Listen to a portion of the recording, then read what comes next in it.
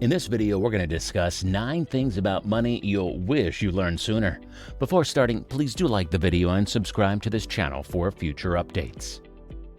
Number 9. Big loans can really affect your life. When it comes to taking out substantial sums of money for things like vehicles and education, teenagers may be faced with adult-level decisions. They can be thousands or tens of thousands of dollars in debt before they obtain a consistent wage, with no idea how long or difficult it can be to repay the money. For them, a car might only cost $10,000 or a few $100s per month. However, young adults forget that this is only one of their expenses as they become more self-sufficient. When teenagers think about college debt, they're thinking about the first real job and how much money they'll earn. Even if they have strong careers, they don't realize they could be paying back loans for decades. To better comprehend the debt they want to take on, teens could use student loan calculators and look at loan amounts, terms, and interest rates. Have them project all of the expenses they could have as a young adult and compare it to their net earnings from a career that interests them if they have already started tracking expenses and utilizing a budget. When you include in the cost of a student loan, taking out a large loan may not seem like such a good option. Number 8. Your credit score matters. Young adults may be eligible to open credit cards as they get older. Even with a tiny line of credit, your kid can make mistakes like missing payments, carrying a big balance on their account, or merely paying the minimum. This may make it difficult for them to pay off their debt and harm their credit score. When credit card debt grows, it creates a cycle of financial issues. Teens should be aware that having a good credit score can help them save money on things like vehicle insurance and cell phone contracts. When your child is ready to move out of the house and into their own apartment, a good credit score can help them get approved for rental and loan agreements, as well as saving money on utilities. Teach your teen that irresponsibility can quickly hurt their credit score. Also, discuss with your children the importance of examining their credit report once a year to ensure that no one has started an account in their name. Number 7. Good versus bad debt. Teenagers should be educated about various types of debt. While every budget must include the repayment of all responsibilities, one sort of debt can propel you forward while the others hold you back. Good debt is money borrowed to assist you to achieve your objectives. If your child receives a degree that leads to employment, student loans can be considered positive debt. However, the amount of good debt a person takes on might be a serious issue. In 2019, the average student loan debt per individual exceeds $30,000. Before taking out large student loans to pay their education, teenagers should think about all of their possibilities. Is it possible to attend community college for 2 years? What about staying at home or finishing college in 3 years rather than 4? You want them to stay as far away from bad debt as possible. Bad debt has high interest rates and is frequently utilized to acquire wants rather than needs. Swiping a credit card too frequently might trap teenagers in a debt cycle that is difficult to break. Number 6. Understand gross versus net pay. When your teen begins a job, they'll start counting down the days until they are paid. However, the thrill of getting paid can quickly turn into disappointment. When your kid figures out how much money they should make, they'll most likely multiply the number of hours they worked by their hourly rate. However, many children are unaware of or forget that earnings are subject to withholdings and deductions. Make sure your kid understands the difference between gross and net pay if you don't want them to be surprised by their first check. Federal income tax, Social Security tax, Medicare tax, and any relevant state or local income tax will be withheld. There may also be deductions for any employer-sponsored retirement plans that your teen is eligible for. If too much money was withheld from your teen's wages during the year, they may be eligible for a refund after completing a tax return. Number 5. Use the power of compound interest.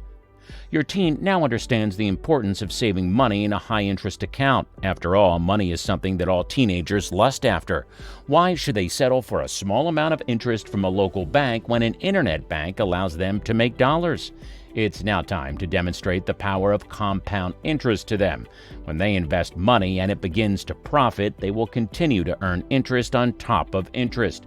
Even if they never add more money to the initial investment, they will observe the magic or power of compounding it if they leave the money invested for several decades. When it comes to compounding, time is the most important aspect. The earlier your child begins investing money, the more money they will make over time.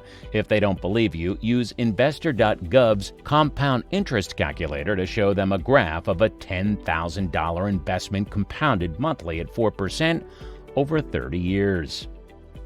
Number 4. Save, but start investing early. Your kid will have more money to save if they start budgeting and aim to widen the gap between earning and spending. Introduce your teen to high-interest savings accounts to help him or her meet short-term financial goals.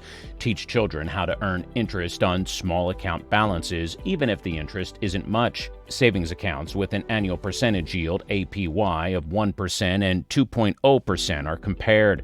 If you keep a $1,000 balance in a 2.0% APY savings account for a year, you'll earn $20 in interest. After a year in a 0.01% APY savings account, the same $1,000 will earn you 10 cents. Teach your teen that money should always be working to make more money.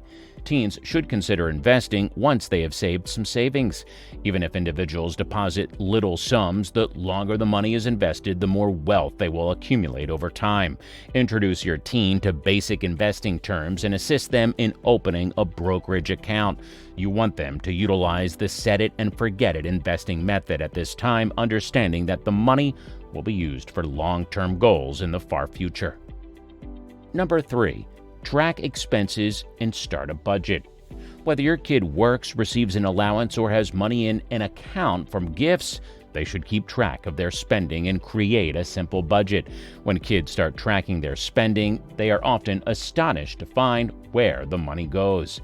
Instead of saving receipts, if your kid has a smartphone, they can utilize a free app like Wally or Every Dollar. Your kid can construct a simple budget using the same money management applications after they have a better understanding of how much they spend and in which areas. Your teen should consider putting money away to save, spend, and give in his or her budget. This allows kids to save money while still being able to spend appropriately. They can donate to worthwhile causes without worrying about running out of money by setting up a donating fund. Number 2, spend less than you earn. Save the difference. Negative numbers are something your kid should be familiar with from math class, so translating them to money shouldn't be difficult. You'll have a negative account balance if you continually spend more than you earn.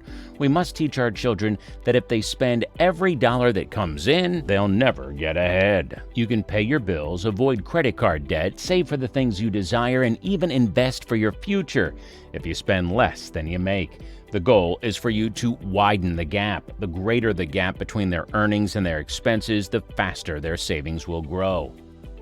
Number 1, needs versus wants.